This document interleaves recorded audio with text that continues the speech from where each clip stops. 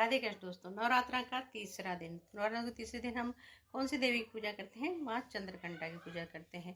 चंद्रघंटा माँ के लिए कहा जाता है कि अगर हम इनकी पूजा अपने दिल से, आत्मा से करते हैं और मतलब थोड़ा भी मंत्रों का जाप करते हैं तो हमें इनसे मानसिक शांति मिलती है और शारीरिक कष्ट अगर कुछ हो तो वो भी दूर होता है।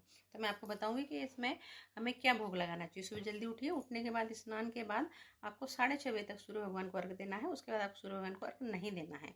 आपके पास अगर माता जी का विग्रह है, मतलब मूर्ति है, तो बहुत अच्छी बात है। नहीं है तो कोई बात नहीं, आप माँ के चित्र के सामने भी ये कार्य कर सकते हैं।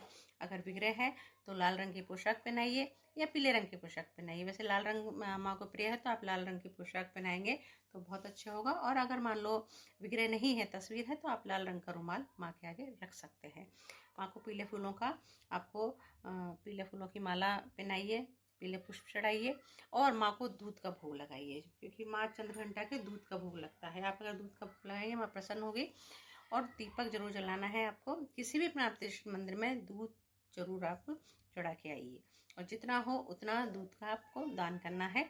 और सबसे बड़ी बात कि अगर आपके आसपास गौशाला है या आपके गाय आती है तो गाय को आपको केले खिलाना है। केले खिलाते समय आपको अपनी मनोकामना बोलनी है। मनोकामना बोल के आपको 3 परिक्रमा गाय की लेनी है। देखिए आपकी हर मनोकामना पूरी होगी।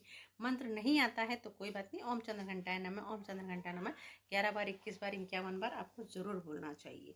और नवरात्रों में दीपक का बहुत महत्व है। तो दीपक आप जब शाम को जलाएंगे, कपूर का दीपक आपको जलाना है। कपूर के दीपक को जलाते समय आप उसमें एक बाती रखिए और घी डालिए, कपूर डालिए और 2 इलायची डालिए। दीपक का आपको विशेष ध्यान रखना है। मैं डेली आपको नवरात्रों में अलग अलग तरीके से दीपक जलाना बताती हूँ। ये इसलिए बताती हूँ कि हमें अलग अलग दिन दीपक का बहुत महत्व होता है। हम जब इलायची, उसमें 2 इलायची डालिए और वो आपको जलाना है और फिर पूरे घर में उसको घुमाना है और आके वहाँ पे जहाँ आपका पूजा स्थल है वहाँ पे रख देना है। सुबह किसी भी पौधे में डालना, तुलसी माँ के अलावा आप किसी भी पौधे में उसे डालिए और देखिए कि आपके घर में सुख शांति कितने आती है। मानसिक शांति मिलेगी और शारीरिक कष्ट अगर किसी हो तो वो दूर होगा। और बाई चांस अगर मान लो किसी की बहुत लंबे टाइम की बीमारी और वो ठीक नहीं हो रही है, किसी कारणवश ठीक नहीं हो रही है, तो आप तीसरे नवरात्र को माँ के सामने ये उपाय कर सकते हैं। आपको क्या करना है? 2 लौंग लेनी है, 2 इलायची लेनी है, कपूर लेना है, थोड़ी सी आपको पीली सरसों लेनी है और एक दीपक की बाती लेनी है। ये सब लेके आप एक कोरा दीपक लीजिए और उस जो व्यक्ति मतलब जिसका स्वास्थ्य बहुत ज़्यादा खराब है और ठीक नहीं हो रहा है, उसके पास में जाके उसको आपको घुमाना है। मतलब क्लॉकवाइज घुमाना है 7 बार या 11 बार घुमा के, और फिर उसको माँ के आगे रख के, मतलब माँ से थोड़ा सा दूर रख के, तस्वीर से थोड़ा सा दूर रख के उसे जला देना है। ये मनोकामना के साथ कि उसका स्वास्थ्य बहुत जल्दी हो जाए। और जो वो जब जल जाएगा और उसकी जो रहती है राख, उसको लेके उसके मस्तक में जरूर लगाइए और जहाँ उसको कष्ट है वहाँ पर लगाइए। देखिए उसकी कितनी जल्दी उसको आराम आता है। 9 वर्ष से छोटी कन्या को घर पे बुलाइए, उसे दूध का सेवन कराइए, खीर का सेवन कराइए, अगर दूध से बनी मिठाई का सेवन कराइए और उसका आशीर्वाद जरूर लीजिए। गाय को भी आप मिठाई खिला सकते हैं, सफ़ेद मिठाई गाय को खिलाइए, अपना उससे आशीर्वाद मांगिए। तो ये जो छोटे छोटे उपाय आप करेंगे तो आप खुद देखिएगा कि आपको कितना बेनिफिट। कहा जाता है कि नवरात्रों में अगर हम कोई पूजा भी करते हैं तो उसका हमें 10 गुना फल मिलता है। तो अगर आप ये छोटे उपाय करेंगे तो आपको 10 गुना फल मिलेगा, ना ज़्यादा पैसों से, ना ज़्यादा समय से।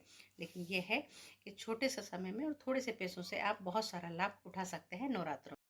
माँ हमेशा ममतामयी, करुणामयी होती है, वो थोड़े से में प्रसन्न होती है। हम अपने ऊपर ही लेकर देखें, हम माँ हैं, अगर हमारा बच्चा थोड़ा सा भी हमारे लिए कुछ करता है तो हम कितना खुश हो जाते हैं, कितना हमें प्रसन्नता मिलती है।